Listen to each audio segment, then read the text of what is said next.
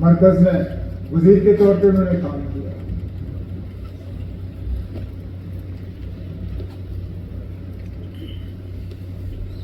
سب جو ہیں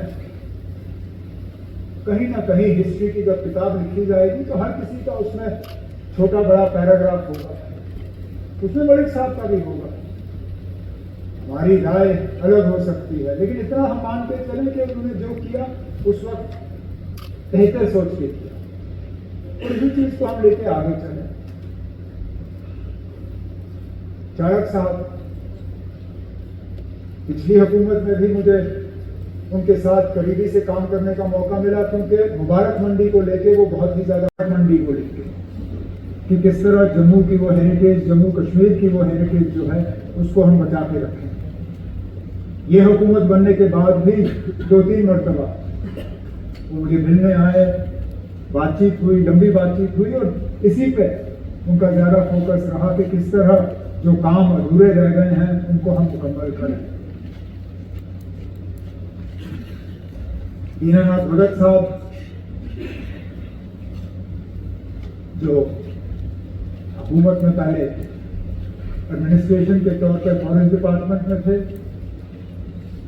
پھر سیاست میں آئے, الیکشن لڑا, کم ہی موقع ملا اس کو, کیونکہ 15 میں ایم ایل اے بنے, 18 میں جو ہے ریزولوشن ہوا, تو کم موقع میں جتنا ان سے ہو سکا انہوں نے کیا. لیکن آج بھی اگر آپ دیکھیں تو ہاؤس کے دونوں طرف سے جب ان کو یاد کیا گیا تو اس کے لیے یاد کیا گیا کہ وہ زمین سے جڑے ہوئے تھے, لوگوں کی خدمت کرنے کی وہ اچھا رکھتے تھے, اور جتنا ان سے ہو سکا انہوں نے کیا.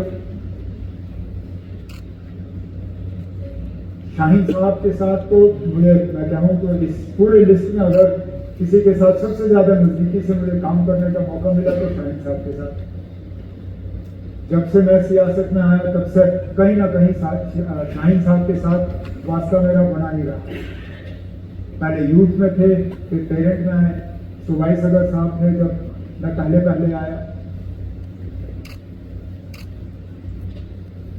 ان کی بہادری کے بارے میں جتنا کہا جائے کم ہے, وفاداری کے بارے میں تو سب نے کہا, اور ان کی وفاداری میں بھی مطلب جتنا میں کہوں گا کم ہوگا.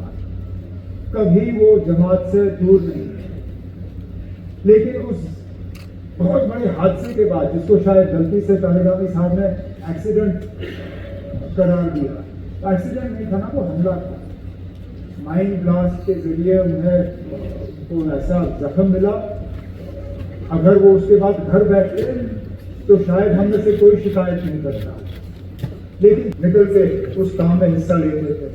اور نہ صرف نیشنل کانفرنس کے جھنڈے بلکہ ملک کے جھنڈے کو یہاں بلند رکھنے شاہین صاحب کا جو ایک کنٹریبیوشن رہا ہے اس کو ہمیں کبھی بھولنا نہیں چاہیے.